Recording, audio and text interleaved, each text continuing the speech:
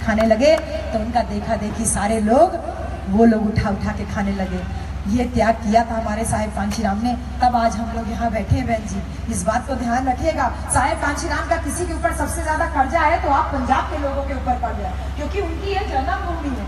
उत्तर प्रदेश तो उनकी भले कर्म भूमि रही हो, लेकिन ज्यादा कर्जा आप लोगों के ऊपर है। साहेब कांशीराम एक बार ऐसे मीटिंग होती थी तो खुद ही मंच सजाते थे। तो आप ये आपका क्या नाम है? अनिल जी। और आपका? प्रेम जी। और आपका?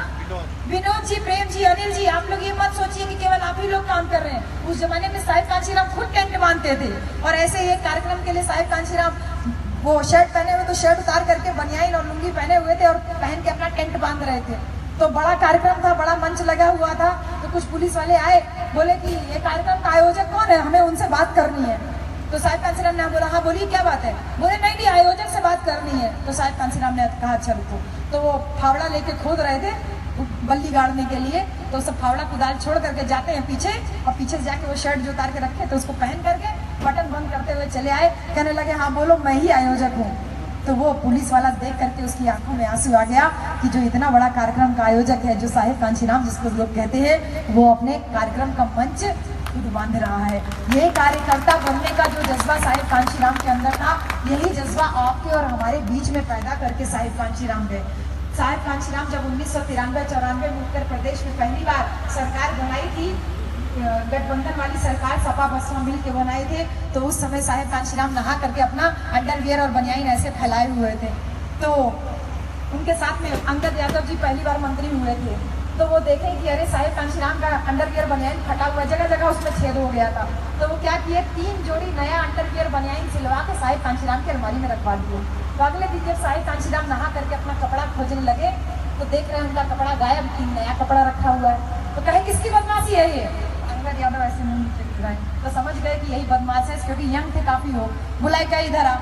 तो उसको पास में बुलाए और पास में बुला के कंधे पे उनके हाथ रखे अंगद यादव के और बोले कि ये क्यों तूने जो है फटा हुआ कपड़ा मेरा हटा दिया?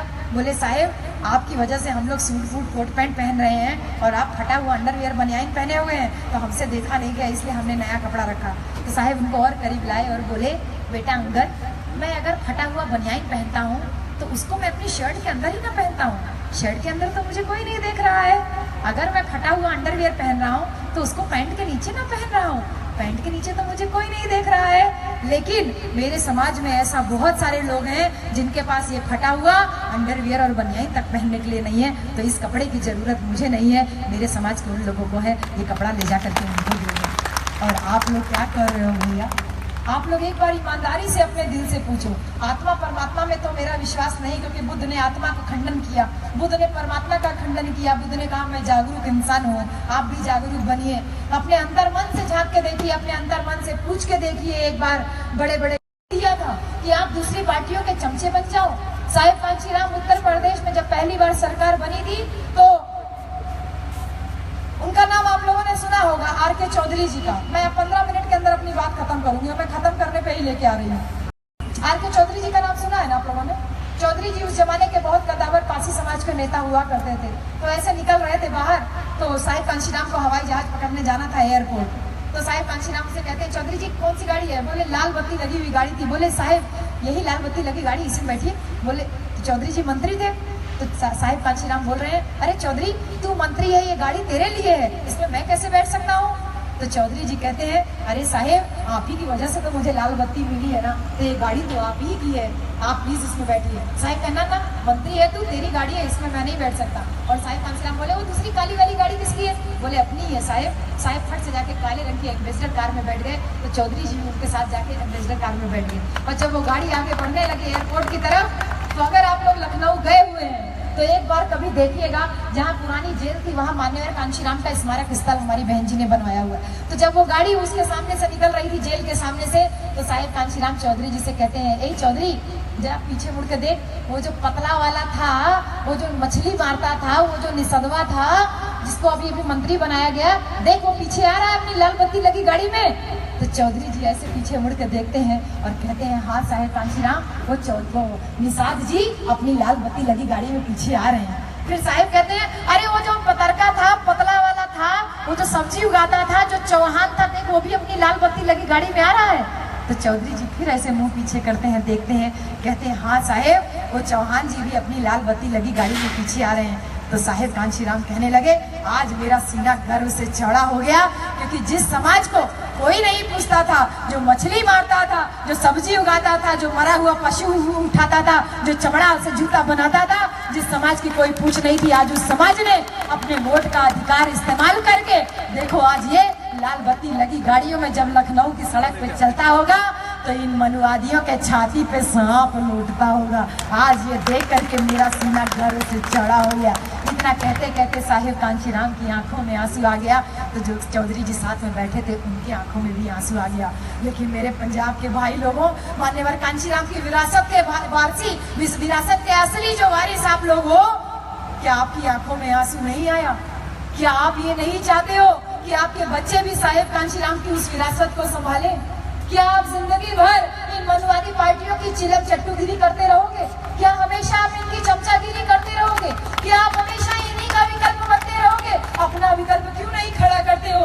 अरे आपको अपने नेतृत्व से परेशानी हो सकती है, लेकिन साहिब कांशीराम से तो किसी को गिला शिकवा शिकायत नहीं है ना। तो क्यों नहीं अपने साहिब कांशीराम के उस संगठन को उठा के फिर से खड़ा करते हो? वो साहिब का बेटा हाथी चीख चीख करके बोल रहा है, आवाज दे रहा है। उत्तर प्रदेश में जो हुआ, फूलपुर और गोरखपुर की सीट पे जो हुआ, फूलपुर की सीट भी उप मुख्यमंत्री हमारे उत्तर प्रदेश के थे और गोरखपुर की सीट भी हमारे मुख्यमंत्री की थी।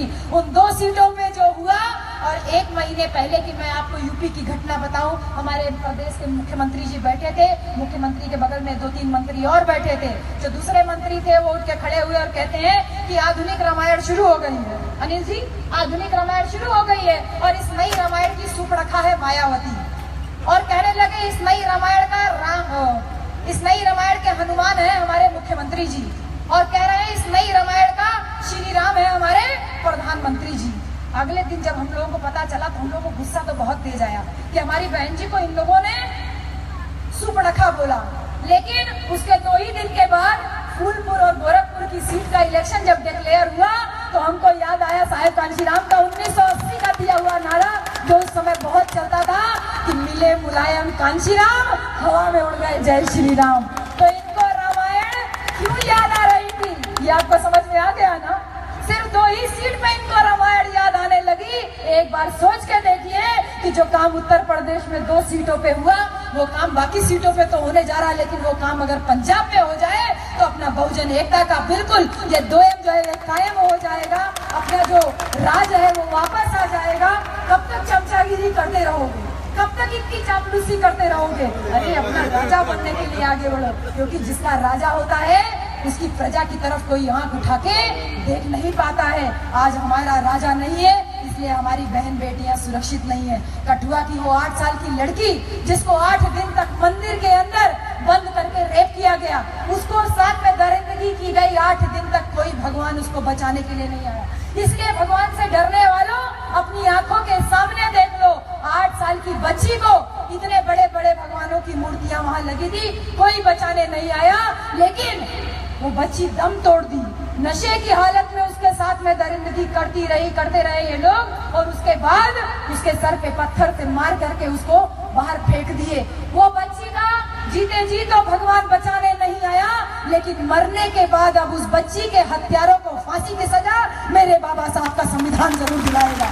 ये ताकत है संविधान की। अब आप लोगों को तय करना है कि बाबा साहब के संविधान की पूजा करनी है कि उसकी पूजा करनी है जिसने उस बच्ची को बचाने के लिए भी सामने नहीं आए। मैं आसिफा को बहुत याद करती हूँ, नमन करती हूँ। 60 साल की बच्ची की पीड़ा को मैं महसूस नहीं कर सकती हूँ, नहीं महसूस कर सकती हूँ। उन दरिंदे लोग जो बोलते हैं कि वो मुसलमान थी, मुझे ये समझ में नहीं आता है कि एक 8 साल की बच्ची क्या हिंदू और मुसलमान हो सकती है? एक बार अपने दिमाग से सोच के देखिए, क्या 8 साल की बच्ची हिंदू और मुसलमान हो सकती है? हो सकती है? हो सकती है? नहीं हो सकती है। एक 8 साल की बच्ची केवल 8 साल की बच्ची होती है। फिर ये कौन से लोग हैं जो हमको हमेशा मुसलमानों के नाम पे राजनीति करते हैं? अभी फिर चुनाव आ रहा है और आपके पंजाब में तो स्टेट और सेंट्रल वाला दोनों इलेक्शन मुझे लगता है एक साथ ही होगा। फिर चुनाव आ रहा है, फिर से ये लोग बोलेंगे सारे हिंदू एक हो जाओ, सारे हिंदू एक हो जाओ, तुम्हारा दुश्मन मुसलमान है। मैं आपसे पूछती हूँ, इस पंजाब के वासियों, मान्यवर कांचीराम के विरासत के सिपाहियों, मैं आपसे इस बात को पूछती हूँ कि आप मुझे ये बताओ कि आपके आरक्षण का विरोध क्या कोई मुसलमान करता है? बताइए, आपके आरक्षण का विरोध कोई मुसलमान करता है? कौन करता है? यही तथाकथित हिंदूवादी लोग करते हैं, यही तो करते हैं। आपकी बहन बेटियों के ऊपर अत्याचार क्या कोई मुसलमान कर रहा है? आपके बाबा साहब की उंगली और मूर्तियां क्या कोई मुसलमान तोड़ रहा है? आपको जाति व्यवस्था में क्या मुसलमानों ने बांटा है? बताइए, आपके साथ छुआछूत जाति पाति क्या कोई मुसलमान कर रहा है? फिर ये कैसे कहते हैं कि आपका दुश्मन मुसलमान है? आज मैं इस पंजाब की धरती पे, चंडीगढ़ की धरती पे, मोहाली की धरती पे आप लोगों को एक बात बता दूं कि मुसलमान ना तो आपका दुश्मन था, ना है और ना ही रहेगा, ना ही होगा। इस बात को मैं दावे के साथ प्रूव करके आज आप लोगों के सामने जा रही हूँ कि आपके बाबा साहेब हमारे लिए जब लंदन में 2 वोट का अधिकार की लड़ाई लड़ रहे थे, उस समय गांधी जी गए थे मुसलमानों के पास, और मुसलमानों में मोहम्मद अली जिन्ना और सर आगा खान नाम के 2 मुसलमान लीडरों के पास हमारे गांधी जी गए थे और कहे थे कि तुमको गोलमेज सम्मेलन में बाबा साहब के 2 वोट के अधिकार का विरोध करना है। और उनको ब्लैंक चेक दिए थे गांधी जी और कहे थे कि इसमें अपने मन मुताबिक पैसा भर लीजिए, लेकिन बदले में बाबा साहब का आप विरोध कीजिए।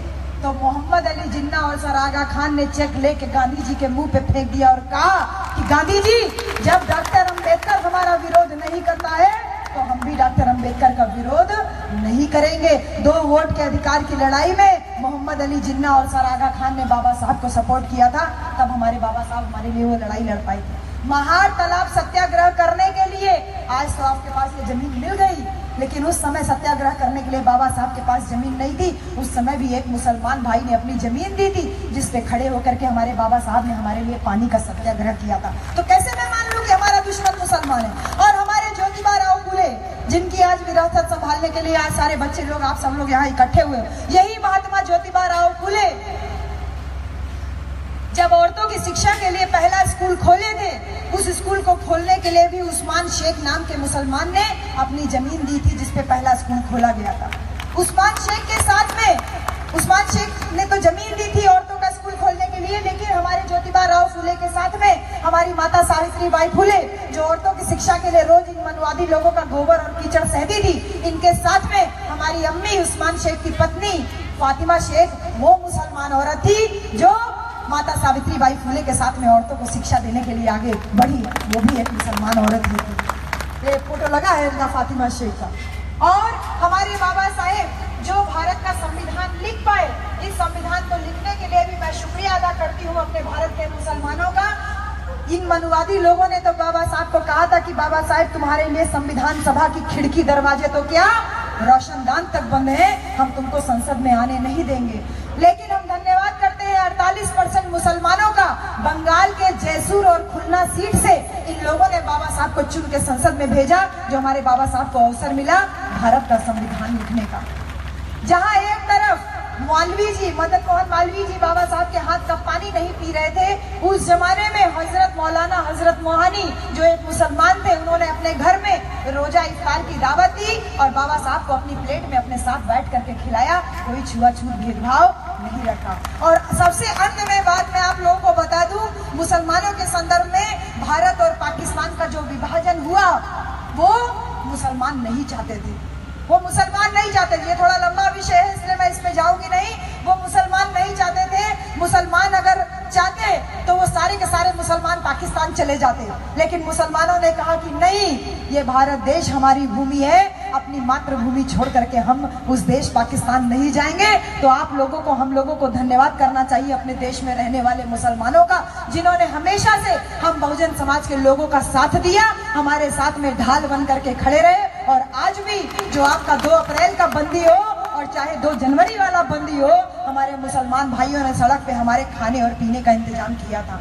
तो हमारा दुश्मन मुसलमान कैसे हुआ? तो जब ये चुनाव के समय में नारा देंगे कि तुम्हारा दुश्मन मुसलमान है, दुश्मन मुसलमान है, सारे हिंदू एक हो जाओ। उत्तर प्रदेश में यही बोला है कि ये चमारों की पार्टी है, हाथी वाले चमारों को छोड़ो। बोलते हैं साइकिल वाले अहिरों की पार्टी है, साइकिल वालों को छोड़ो। और बोले सारे हिंदू एक हो जाओ, सारे हिंदू एक हो जाओ। 2017 में यूपी में यही हुआ। फोटो दिखाया गया शाहरुख खान का, ब्याह करा दिया अमरीश पुरी से। सबको गलतफहमी हो गई कि वो हिंदू और यही किया, और यही गलतफहमी अब फिर आपके पंजाब में किया जाएगा। इससे पहले ये नौबत आए, आप लोग जग जाइए, चेत जाइए और इनको आवाज लगाना शुरू कीजिए कि हमारा दुश्मन मुसलमान नहीं है, बल्कि हमारा दुश्मन कौन है ये भी तो जानना चाहिए। हमारा दुश्मन वो है जिसने हमको जाति व्यवस्था में बांटा, वो सबसे पहले हमारा दुश्मन है। हमारा दुश्मन वो है जो हमारे साथ छुआछूत करता है, वो हमारा दुश्मन है। हमारा दुश्मन वो है जो हमारे बाबा साहब की उंगली तोड़ता है, वो दुश्मन है। हमारा दुश्मन वो है जो भारत के संविधान को खत्म करने की बात करता है, वो हमारा दुश्मन है। और ये काम मुसलमान कभी नहीं करता है। तो शिक्षित होने का ये अर्थ नहीं है कि अपने बच्चों को आप बिजनेस में सेटल कर दोगे। शिक्षित होने का ये अर्थ नहीं कि हायर एजुकेशन के लिए आप विदेश भेज दोगे। शिक्षित होने का अर्थ ये है अपने दुश्मन को पहचानिए और दुश्मन को पहचान करके उसके खिलाफ आवाज बुलंद कीजिए। तो 2019 का समय बहुत निर्णायक है। हर चौराहे सट्टी पे आप आवाज लगाना शुरू कीजिए, कहना शुरू कीजिए कि वो बात करेंगे ताज की, ताजमहल की बहुत बात करते हैं, वो बात करेंगे ताज की, तुम बात करना आज की। तुम आज की बात करो ना, कल की बात क्यों करते हैं? वो बात करेंगे ताज की, तुम बात करना आज की। वो बात करेंगे शहनशाह की, आप बात करना जय शाह की। जय शाह की बात करो, जय शाह के ऊपर रिसर्च करिएगा, अब यहाँ से तो नहीं बोल सकते। वो बात करेंगे 3 तलाक की, आप बात करना 15 लाख की। वो बात करेंगे कब्रिस्तान की, आप बात करना नारी सम्मान की। वो बात करेंगे पाकिस्तान की, आप बात करना मेरा भारत महान की। वो बात करेंगे गीता कुरान की, आप बात करना भारतीय संविधान की। वो बात करेंगे नफरत और दंगों की, आप बात करना भूखे और नंगों की।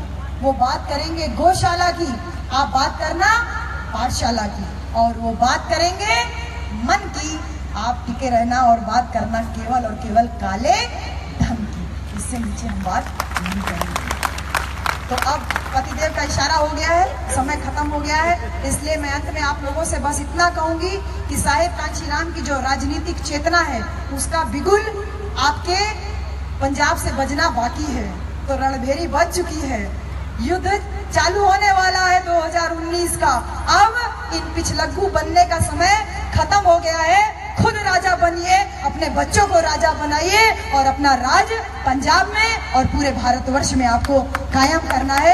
इसी उम्मीद और विश्वास के साथ में साहेब कांशीराम ने कहा था कि दूसरे के महल में तो जा रहे हो, वो आपको टिकट दे देता है, आप अपनी पार्टी छोड़ करके उसकी पार्टी में चले जाते हो। साहेब कांशीराम कहते थे कि तुम्हारे गले में जैसे कुत्ते का पट्टा डाल देते हैं ना, ऐसे मनुवादी लोगों ने हमारे लोगों के गले में एक टिकट रूपी पट्टा बांध के रखा है। और टिकट पड़ गया तो भोग भी नहीं सकते हो, हाँ, क्योंकि अपनी पार्टी में होते तो भोग भी सकते थे। वहाँ तो मनुवादी लोगों ने पैसा डाल दिया, आपको टिकट दे रखा है तो कुत्ते का पट्टा डाल के रखा है तो भोग भी नहीं सकते हो। लेकिन जाते हो तो जाओ। साहेब कांशीराम बोले थे कि दूसरे के महल में जा तो रहे हो, बेशक जाओ, लेकिन अपने झोपड़े में आग लगा के मत जाना। क्यों? जिस दिन उस महल वाले का काम तुम्हारा खत्म हो गया, वो तुम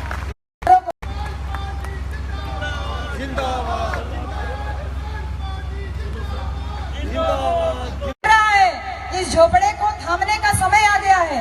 इस झोपड़े को कुर्बानी मांग रहा है ये झोपड़ा। पैसे वाले भाई लोगों, पैसा सब कुछ नहीं होता। अगर पैसा होता तो मुझे गांव-गांव भटकना नहीं पड़ता। हम जाने कितने गांव-गांव में उत्तर प्रदेश में सिर्फ इसी वजह से घूम रहे हैं कि हमको उस झोपड़े को अब बचाने का समय आ गया है। हमको राजनीति नहीं करनी है। मैंने डिक्लेयर कर दिया है, हम पति पत्नी हम लोग 2 ही लोग हैं। 7 साल हो गए हमारी शादी को। हमने डिक्लेयर कर दिया है कि हम पूरी जिंदगी ना तो हम कोई घर बनाएंगे, ना तो कोई मकान बनाएंगे, ना ही अपने नाम पे कोई बैंक बैलेंस रुपया पैसा रखेंगे। ये बहुजन समाज ही हमारा घर है। आप ही लोग का प्यार मेरा बैंक बैलेंस है। मैं जिसके घर में चाहूँ खा लेती हूँ, जिसके घर में चाहूँ सो लेती हूँ। पूरा बहुजन समाज हमारा घर है। बस इतनी हिम्मत नहीं कर पा रही हूँ कि नौकरी नहीं छोड़ पा रही हूँ, क्योंकि इसी नौकरी के पैसे की बदौलत मैं रिजर्वेशन करा के यहाँ तक आ पाई हूँ। तो इतनी हिम्मत नहीं हो पा रही है भैया। अगर पैसा सब कुछ होता तो मैं भी आराम से अपने घर में रह रही होती। परेशान हूँ कि साहेब कांशीराम के उस संगठन को ये दीमक की तरह चट कर रहे हैं। हमको सांसद नहीं बनना है, मुझे चुनाव नहीं लड़ना है, मुझे विधायक नहीं बनना है। जबकि साहेब कांशीराम बल्कि जो कहते थे साहेब कांशीराम कि हमको विधायक सांसद बनने से बड़ा काम करना है, हमको संसद के ऊपर कब्जा करना है। तो अब हमारा लक्ष्य है संसद के ऊपर कब्जा करना। इस लक्ष्य को लेकर के हम आप लोगों के बीच में आए। मैं उम्मीद करती हूँ और मैं हाथ जोड़ के विनती करती हूँ कि मैं बहुत धन्यवाद कर रही हूँ इस धरती को कि इस धरती पे साहेब कांशीराम का जन्म हुआ। बार बार नमन कर रही हूँ, बार बार वंदन कर रही हूँ, और दोबारा मेरे को जब भी कभी मौका मिलेगा मैं जरूर पंजाब की धरती पे आना चाहूंगी, और स्पेशली मैं साहेब कांशीराम के उस गाँव को भी देखना चाहूंगी। लेकिन एक कर्जा है साहेब कांशीराम का, आपको चीख चीख के साहेब कांशीराम कह रहे हैं कि मेरे पंजाब के बच्चों, जो उत्तर प्रदेश में क्रांति हुई वो क्रांति अब 2019 में पंजाब में भी होनी चाहिए। तख्ता पलट करने का समय आ गया है। अपने सैनी समाज के लोगों से, अपने चमार भाइयों से, अपने महार भाइयों से, अपने भंगी भाइयों से, वाल्मीकि भाइयों से सबसे विनती कर रही हूँ कि इकट्ठा हो जाइए और इकट्ठा होकर के साहेब कांशीराम के नारे को पूरा कीजिए कि ब्राह्मण की बोली। नेशनल दस्तक की आपसे गुजारिश है कि अगर इसको बचाना चाहते हैं तो नेशनल दस्तक को सब्सक्राइब करने के लिए रेड कलर के सब्सक्राइब बटन को दबाएं, फिर बेल आइकन की घंटी दबाएं। नेशनल दस्तक को बचाने के लिए बहुत जरूरी है कि हर खबर को शेयर करें, लाइक करें, कमेंट जरूर करें।